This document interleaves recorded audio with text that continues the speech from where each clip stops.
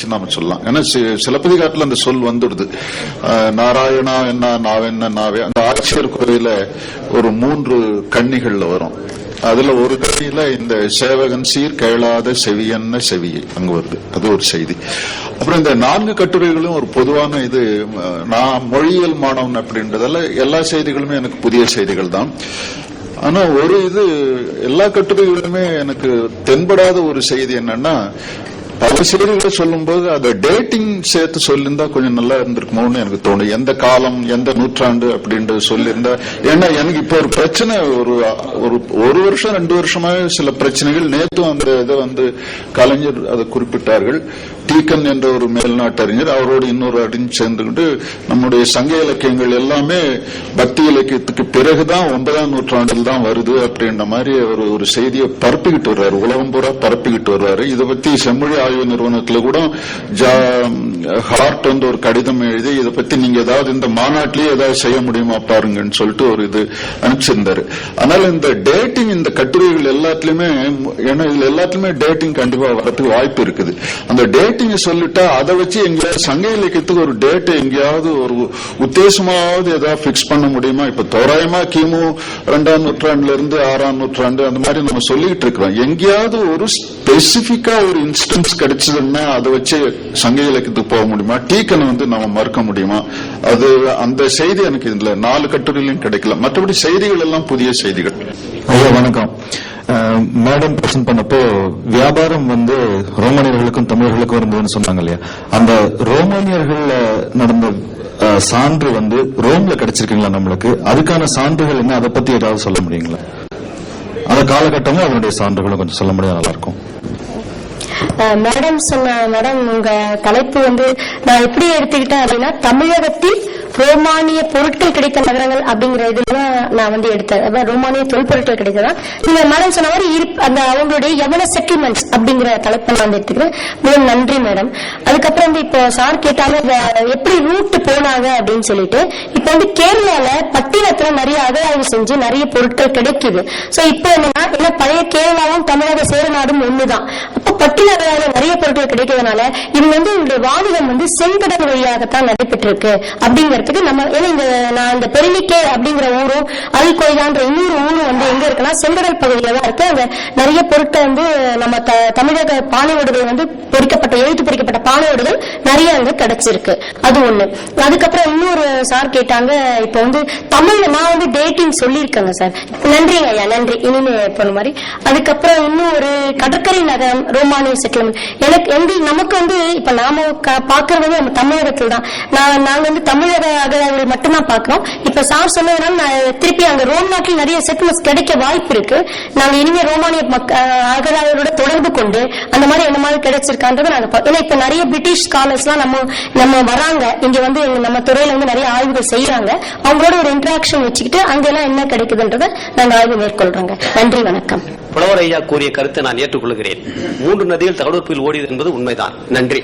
திருவாளர் கருணாகரன் அவர்கள் கேட்ட கேள்வி, கங்க அரசர் மட்டும் சேவர்களை பயன்படுத்தவில்லை. எல்லா காலகட்டங்களிலும் அரசர்கள் சேவர்களை பயன்படுத்தினார்கள் என்பதை நான் தெரிவித்துக் கொள்கிறேன். ஐயா அவர்கள் கேட்ட கேள்வி, அந்த சேவர் என்பது நடுகர்களில் இருளப்பட்டியலில் கிபி 5ஆம் நூற்றாண்டு நடுகளில் வருது. அது மட்டுமல்ல, அதே காலகட்டத்தில் கிபி 5ஆம் நூற்றாண்டை சேர்ந்த பூலாங்குறிச்சி கல்வெட்டில் இந்த சேவரை பற்றிய செய்திகள் பயின்று வருகின்றன. சிலப்பதிகாரத்தில் ஐயா அவர்கள் குறிப்பிட்டதை போல சேவர் இடம்பெயர்ப்பை ஐயா அவர்கள் கூறியிருக்கார்கள். அந்த செய்திக்கு நன்றியை தெரிவித்துக் கொண்டு அமைகிறேன். நன்றி, வணக்கம். நமக்கு அகழ்வாய்வுங்கிறது செய்யக்கூடிய இடங்கள் ஏறத்தாழ 1000க்கும் மேற்பட்டவை இருக்கின்றன. தொல்லியல் சான்றுகளா இருந்தாலும் சரி, அல்லது வரலாற்றிலேயோ அல்லது இலக்கியத்திலோ வரக்கூடிய ஊர்களை எல்லாம் எடுத்து பார்த்தோம்னா ஏறத்தாழ 1000க்கும் மேற்பட்ட இடங்களை பண்ணலாம்.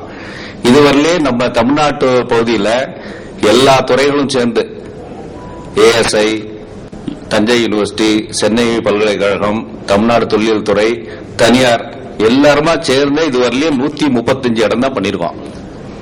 எங்க துறையில ஒரு 33 இடம் பண்ணிருக்கோம். இதுவரையிலும் ஏஎஸ்ஐல ஒரு 75 இடங்கள் பண்ணிருக்காங்க.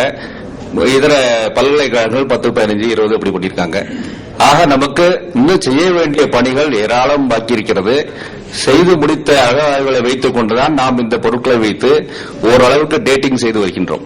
இன்னும் பல இடங்களை not only vertically but also horizontally we have to do excavation. அது நிறைய பண்ணும்போது நிச்சயமாக ஆதிச்சநல்லூரே எடுத்துக்கிட்டீங்கன்னா ஒரு 1/10 கூட ஒன்றும் பண்ணல. இது வந்து 2-3 தடவை ஆதிச்சநல்லூர்ல அகழ்வாய்வு ரொம்ப டீட்டெயில்டா பண்ண பிறகு கூட இன்னும் நமக்கு பண்ண வேண்டிய பகுதி நிறைய இருக்கிறது. ஆக இதையெல்லாம் தீவிரமாக செய்து முடித்தோம் என்றால் நிச்சயமாக இன்னும் அதிகமான சான்றுகள் தரவுகள் நமக்கு கிடைக்கக்கூடிய வாய்ப்பு இருக்கிறது. அதை வைத்துக் கொண்டு எங்கெங்கெல்லாம் நமக்கு கேப்ஸ் இருக்கின்றனோ அவைகள் எல்லாம் ஃபில்அப் பண்ணக்கூடிய சான்றுகள் நிச்சயமாக நமக்கு கிடைக்கும். காலப்போக்கில் அவைகள் எல்லாம் செய்யலாம். அதற்கான முயற்சிகளை நிச்சயமாக எங்களுடைய துறை எடுக்கும் என்று சொல்லிக் கொள்கிறேன். மிக எல்லோருக்கும் நன்றி தெரிவித்துக் கொள்கிறேன். இந்த மிக ஒரு வருத்தம், கட்டுரையாளர்களுக்கும் சரி கேள்வியாளர்களுக்கும் நிறைய நேரம் ஒதுக்க முடியவில்லை. இருந்தாலும் நீங்கள் தனியாக கட்டுரையாளர்களிடம் விவாதித்துக் கொள்ளலாம். ஒரே ஒரு செய்தி, அவர் கமிஷனர் அவர்கள் குறிப்பிட்டதை போல நிறைய அகழாய்வுகள் செய்ய வேண்டியிருக்கின்றன. நம்முடைய நாட்டில் தமிழ்நாட்டில் 100 அகழாய்வுகள் தான் இதுவரைக்கும் செய்திருக்கிறோம். அதில் பெரிய அகழாய்வுகள் என்று சொன்னால் ஒரு 5-6 இடங்களைத்தான் சொல்ல முடியும். அழகன்குளம், அரிக்கமேடு, கொடுமணல் போன்ற இந்த இடங்களைத்தான் சொல்ல முடியும். நிறைய செய்ய வேண்டியுள்ளன. ஆயிரக்கணக்கான இடங்கள் இருக்கின்றன. அவற்றை செய்தால்தான் முடியும். அது செய்யும் வரைக்கும் நாம் இந்த நீங்கள் கேட்டுக்கொண்டபடி இந்த காலத்தை மிக நன்றாக நிர்ணயிக்க வேண்டும் என்றால் அது இந்த மாதிரி அகழாய்வுகள் செய்து செய்திகளை கொண்டு வந்தால் தான் முடியும். இலக்கியங்களை மட்டும் வைத்துக் கொண்டு நாம் இந்த ஆராய்ச்சி செய்ய முடிய தனியாக செய்ய முடியாது. இந்த எடுத்துக்காட்டுக்கு இந்த சேவகன் என்ற ஒரே ஒரு சொல் அவர் குறிப்பிட்டதை போல சிலப்பதிகாரத்தில் வருகிறது. சிலப்பதிகாரத்திற்கு பல தேதிகள் சொல்கிறார்கள். கிபி 2ஆம் நூற்றாண்டிலிருந்து கிபி 12ஆம் நூற்றாண்டு வரைக்கும் கணக்கு சொல்லுகிறார்கள். இப்பொழுது நமக்கு ஒரு நல்ல குறிப்பு கிடைத்திருக்கிறது. இங்கே இருளப்பட்டி கல்வெட்டு சில கல்வெட்டுகளில் 5ஆம் நூற்றாண்டு அளவுக்கு கிடைக்கின்றன என்பது ஒரு மிக முக்கியமான செய்தி. இன்னும் சில கல்வெட்டுகள் கிடைத்தால் தெளிவாக சொல்லலாம். இப்பொழுது ஏறக்குறைய இந்த 4-5ஆம் நூற்றாண்டுகளிலே இந்த சேவகன் என்ற சொல் இங்கே வழக்குக்கு வந்திருக்குமோ என்று நாம் ஓரளவுக்கு உறுதியாக சொல்லலாம்.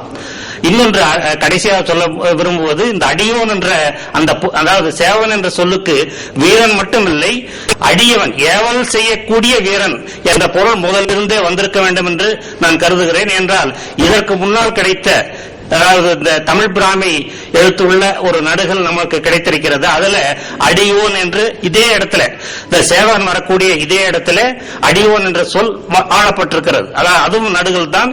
ஆக இந்த அடியோன் என்றால் இந்த ஏவல் வேலை செய்பவன் என்ற பொருளே அப்பொழுதே வந்திருக்கிறது. அது கிமு 1 நூற்றாண்டு கல்வெட்டாக கொள்ளுகிறோம்.